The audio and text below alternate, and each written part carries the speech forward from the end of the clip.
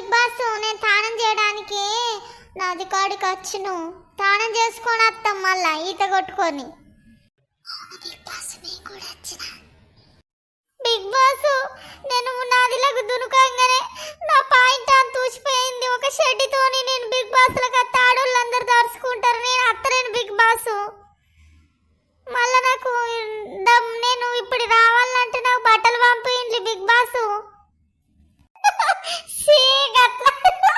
చెప్తావారా నువ్వు పోతానా?